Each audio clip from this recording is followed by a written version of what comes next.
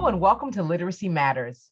I'm your host, Cheryl Lundy Swift, and today I'm here with Cece Bates, author of Interactive Writing, Developing Readers Through Writing. Cece, welcome to the show. Thanks so much for having me, Cheryl. It's great to be here.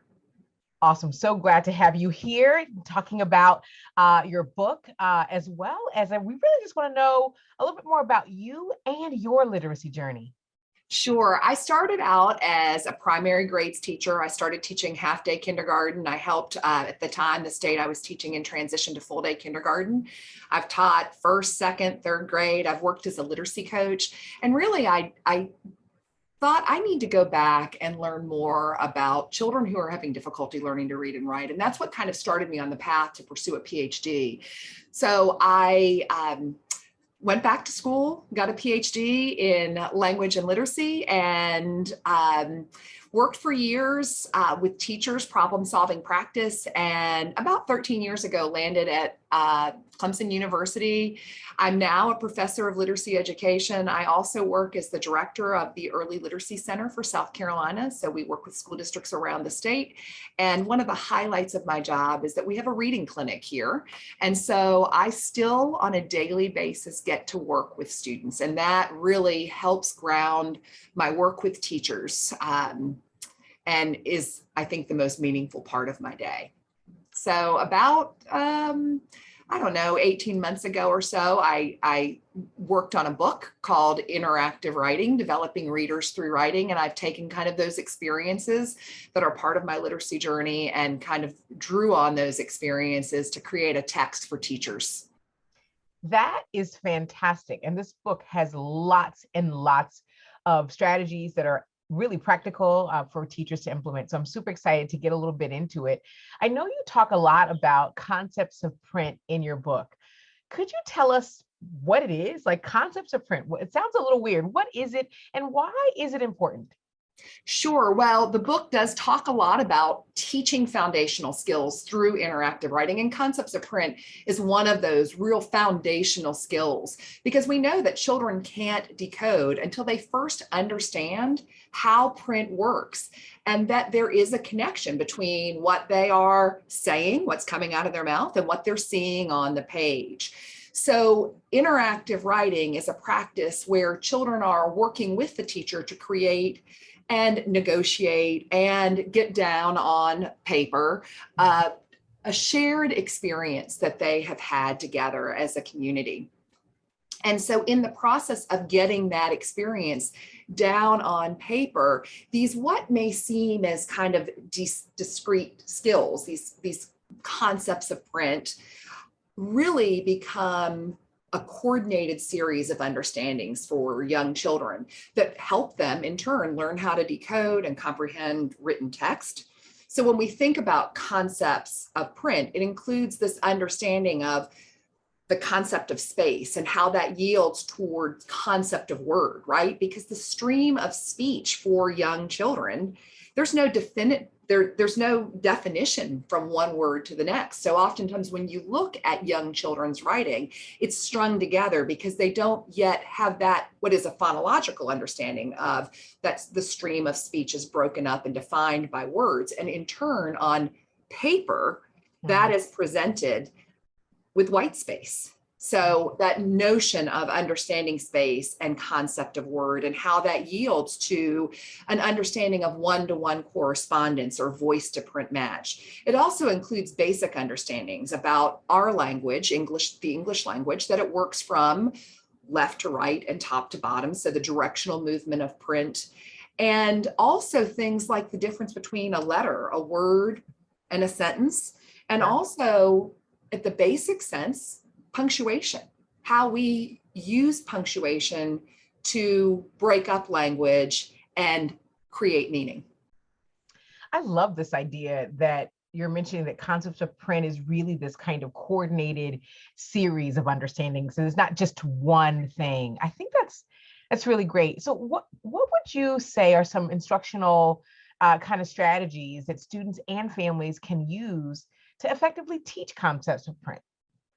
I think the best way is to expose children to text, right? So the more we interact intentionally around text, the more children develop understandings.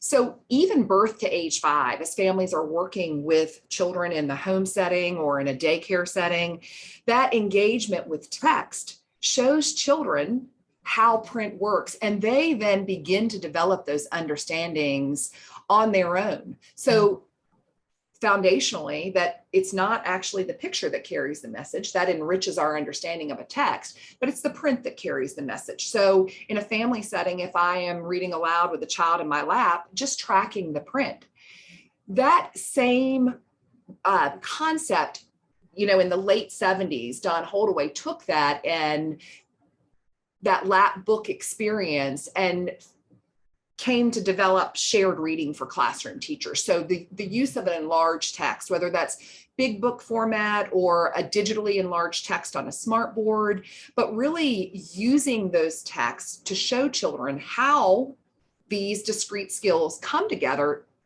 in an orchestrated way, and how that guides and governs our engagement with text. Interactive writing is another way to do that, because ultimately what we're doing is we're creating text with children.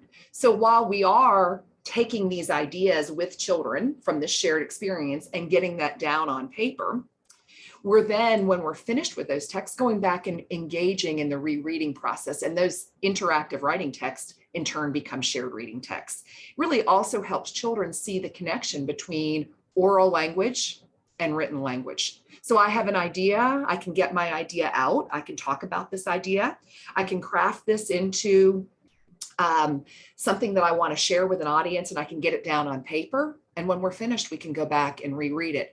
And through that sequential process, children see these skills in action and take on those deeper understandings. Wow, that's fantastic. So this interactive writing and interactive reading, really does support what you're talking about, the concepts of print. But what does that look like? What are some activities or tools that teachers can use to really support concepts of print? Sure. So if we want to think about first, like just understanding one-to-one correspondence, and really, we could break it down. We could talk about the directional movement of print. They're all related, right? So it's kind of hard to tease them out into these discrete skills, because one without the other doesn't really get us anywhere. But if we think about just hand over hand tracking. So if I'm working with a group of 25 kindergartners, I'm always looking for ways to get them excited about coming up to a chart, to engage in rereading, and using fun pointers, things that light up, things they want to get their hands on. Those are the kinds of tools that I want to have ready when we're going back and engaging with text, because then when I call kids up, all eyes are on that chart. And when all eyes are on that chart and I've got a child standing beside me and I position them and show and demonstrate how to clearly and crisply point under each word, children then begin to make the connection that, oh yeah, what I'm saying is what I see on the page right now. And until they can make that connection, that one word coming out of my mouth matches one word on the page, they can't yet begin to take a closer look at words, to begin to capitalize on the letter sound connections that they may have made elsewhere, knowledge about the alphabetic principle that's developing. Once that one-to-one correspondence is established, they can begin to leverage those other skills in written text. I really didn't think about pointers and things that light up as being something, but that actually would be engaging for a student. Oh, definitely. And even things like, using colored yard sale dots just to show children when they don't understand where to start on the page. Like, we're going to put a green dot here, because most children understand that green in some way, shape, or form means go, right? Sure. And that red means stop. So when we're working on left to right directional movement across a line of text, putting that green yard sale dot just as a signal to say, this is where we start, and we go from left to right. And when we get to the red dot, we stop and we start on the next line where there's another green dot waiting for us. So some of those kinds of strategies, visual reminders, demonstration, talking about how print works So whether it's in a classroom setting or in a home setting, that language around print is really powerful for young children. That's fantastic. Now, you talked about really understanding the difference between, for example, a letter, word, and sentence, because as you mentioned, kids don't know the difference, right? You know, we talk about, like, for example, the term "let's eat cake." In children's mind, it's all one word, right? But we know that those are separated. How do you teach the differences between a letter, a word, and a sentence? That's a great question, Cheryl. And so just like you said, we're thinking about both concepts about print, but also phonological understandings. So those are coming along side by side. We can talk about foundational skills, separate, but ultimately just like these kind of discrete skills that would fall under the umbrella of concepts of print, foundational skills are also going to interact much in the same way. So the phonological understanding has to come alongside, right? They have to be able to, if we've been on a field trip to the zoo and we're going to sit down and create a text, that shared experience about our trip, we might start out by talking about, what do we want to get down on paper? And it might be as simple as we went to the zoo. Okay, that's our first sentence. Sure. So really unpacking that with children. Okay, let's say the sentence again. We went to the zoo. Let's clap each word this time as we say it. We went to the zoo. And then I might simultaneously be at the chart with a pen in my hand. And as they are clapping each word, I'm drawing a line that's representing visually that there's going to be a word here for each word they hear as they clap that and demonstrate that phonological understanding of being able to hear words within a sentence. Now we're going to see how that phonological understanding connects to the visual information in print. So starting with those lines, they can see, okay, here's we, right? And then there's white space. So that concept of space, leaving that space there so they understand. A lot of times in classrooms, we see teachers use two fingers, or, I've seen spacemen clothespins that allow children to, put down and create that space. So any of those kinds of exaggerated ways to emphasize that we're putting a word down and then there's clear space, and then the next word and clear space. That really helps children connect those phonological understandings to those visual understandings. So right there, we're beginning to unpack, what it means to see words, letters,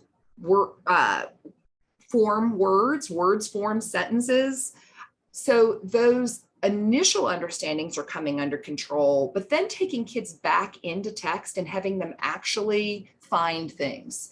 So again, pulling on those pointers, using highlighter tape or markers, and having children come up to the text and, for example, find a letter find a letter in your name, come up and circle the word the, or circle the word zoo. What's the first letter in the word zoo? What's the last letter? So that concept of first and last is also really important for understanding how print works. Yes. So those are some examples. I think the other thing is really capitalizing on children's names, right? So your name, it's the first word that typically children learn in print and recognize in print. It's super meaningful and important to them. Yeah. And Cheryl is only Cheryl when the letters in your name are in a certain order. So it begins to also establish an understanding around sequential order for words, right? So Cheryl, but only in this sequential order. So the letters have to be in a particular order. It also helps establish direction. So, it works from left to right. And it also helps children unpack understandings around letter orientation, right? So you all at Learning Without Tears know well the importance of handwriting. Yeah. And part of that is to help with letter recognition amongst letters that are very visually similar, and not just B and D. But if we think about letters like N and U and R and M, H, those are letters that one small movement changes. If I orient the letter, and I turn it 180 degrees, all of a sudden I'm taking an N and turning it into a U. So that the constancy and stability of working around a child's name also helps with understandings that are foundational to those basic understandings of how written text works. So direction, the notion of direction, orientation, and sequence also come into play when we are helping children unpack the difference between a letter, a word, and a sentence. And I think most importantly, again, it's being intentional with our language, how we're sharing in that conversation, in that space with children about what we're doing at the chart or in a text. Sure. And really helping them understand and the connection and the reciprocity between oral and written language, between reading and writing. I love that name connection, because name, as we always say at Learning Without Tears, is in fact one of the sweetest sounds that a child can hear, but also one of the most beautiful things they get to see and build and write on their own. And what a great way to really reinforce, again, writing, but also concepts of print when we think about this. That's fantastic. Thanks for all of those strategies that you listed. Now, I'm a t-shirt person, and I love to get these really cool t-shirts. And as a ELA person, I love the t-shirt that reinforces the importance of punctuation. So there's one statement that says, I have a t-shirt that says, "Let's eat grandma," without a comma, right? And the other statement says, "Let's eat, comma, grandma." And underneath it, it says, "Punctuation saves lives." I love it. It's a great t-shirt, right? It's a funny way to really reinforce how critical punctuation is in conveying meaning. So how can teachers teach punctuation effectively? Well, I think I'm really partial to interactive writing. That's why I spent a year out of my life writing about it, but not just because I'm interested in composing text with children, but because it develops reading skills. Okay, so it's a way in through something that makes sense to children, right? So naturally, they've got a lot to share. We know if you ask a child about anything, they're going to just, run on and on about something special happening to them or some event. And again, that's that kind of creation of text around shared experience and how that contributes to developing a classroom community. But as we create those texts, we're able to help children see how we punctuate language. Sure. Really, that's where the rubber hits the road. I believe if we go into punctuation from text first, it's kind of ambiguous and maybe a little arbitrary for kids, right? So what we really want to do, I think, with punctuation is make something that is a little ambiguous, well-defined. We want to help children see how punctuation works. And when we punctuate language during interactive writing, children see, or students see in real time, how language works from oral language to written language. And as we go back then and read that language, they've already parsed it into meaningful units in their conversation. Sure. So when we punctuate it on paper, they already know where the natural break is going to be. So it helps them begin to understand, for example, when we put a comma in, instead of just saying "we went to the zoo," if we said "last week we went to the zoo," they begin to see how to group words into meaningful units and phrases. We know that fluency is a huge part of reading, and punctuation feeds into that directly, but it's also just a basic concept of print. So helping children understand what those punctuation marks mean, getting them involved in creating an anchor chart, for example, that provides some student-generated definitions around punctuation marks. I like to have kids make up hand signs with me. So, when we get to the end of a sentence and we're going to add a period, what kind of hand sign can we use to help us remember that we're going to stop there and take a breath, right? And oftentimes they're just going to put their hand out like a stop sign. It's just natural, right? Yeah. So that's another way to get everyone engaged when we're working on these charts. And when they see that period and we're going back and we're rereading, I put my hand out, they put their hand out. And early on, we might take an exaggerated breath. Sure. Ultimately, we're not going to be doing that day after day after day, because we want that to go underground and for them just to know that's a natural place where I stop and take a breath. But early on, the exaggeration of that, much in the way we were talking about, the 2-finger spacing. I don't want to see a third grader putting 2 fingers down to create a space as they're writing. That's something that we're going to phase out. But early on, it's a visual reminder that this is what we do when we get here, whether it's spacing or punctuation. So, we can talk about, what do we want to do with a question mark? What do we want to do with an exclamation point? So getting kids involved in that, hey, this is what this means. Let's get this down on an anchor chart. How would we describe what we do when we come to a period? So it's in language that kids have had a hand in developing. Sure. And I think that furthers that understanding so that when they are in text, and this goes back, I think, to the title of the book, Interactive Writing, Developing Readers through Writing, right? So here we're going to do it around our own language and shared experience. So it's already grounded in meaning, so that when you see it in text, you know what to do. Instead of working in the opposite direction and just sharing text with them and expecting them to take this on, they're first going to see it unpacked around a meaningful and shared experience through interactive writing, and then translate that into their developing understandings of what they do when they read. That is phenomenal. I hear you using 2 words, and I would love for you to tell me if you think there is a difference between interactive writing and shared writing, or interactive reading and shared reading, or are they the same?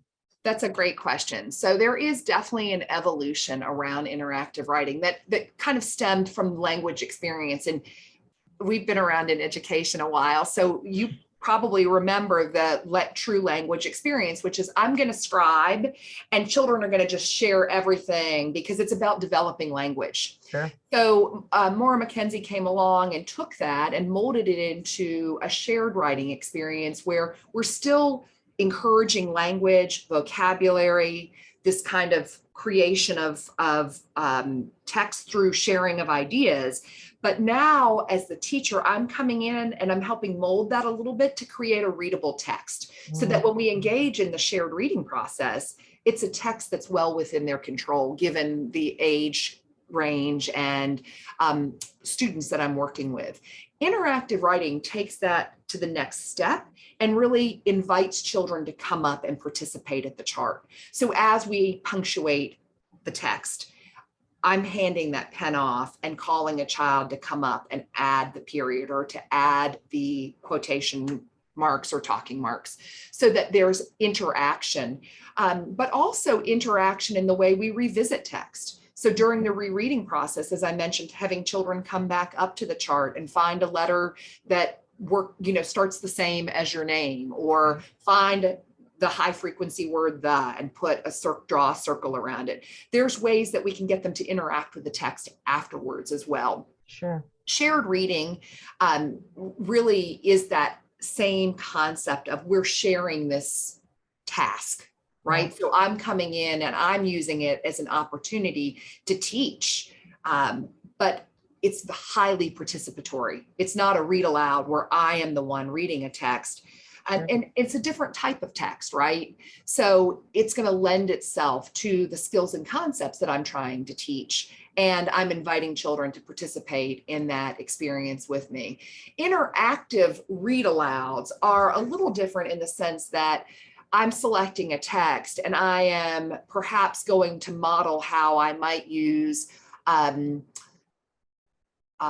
context to define a word that I'm not familiar with. So I might plant, I read the text ahead of time. I think about a new a word that I think is going to be unfamiliar to the children. And I'm going to teach them how thinking about the story can help me define the word, right? Because with young children, they're not going to a dictionary to look up the word hedge.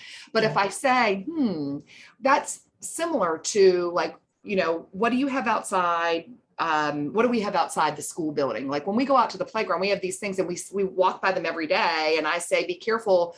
There's a bird's nest in the bushes, and we may stop and look at the bushes. Well, this is just like that, but it's the word hedge. And that may be a word you're not familiar with, but I can think about what else is happening in the story, and that can help me define that word.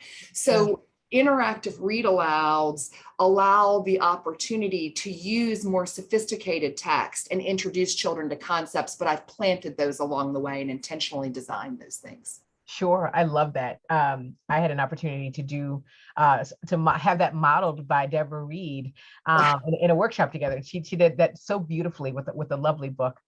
So when we think about books, for example, teachers and families often ask for recommendations on books and tips, how to select the right ones, for example. How can teachers and families select books that are supportive of teaching concepts of print? Well, I think for families, just to get started there, the most important thing to do is to just really, I'm a big believer in the library. I think having children be able to actually select books that they want to read is an important part of a child's literacy journey. So just the engaging in text. I'm not as particular about books in the home, although families can certainly track, can help children begin to develop the understanding that the print carries the message and not the picture. And just those simple interactions begin to help children see that text is organized following a specific set of rules. So that can develop very early, even at 9 months of age. Infants, if you got a child on your lap that's been read to, you can say, turn the page, and they'll turn the page. Sure. I can hand a toddler a book upside down, and they will orient that book correctly if they've had some of those experiences in the home.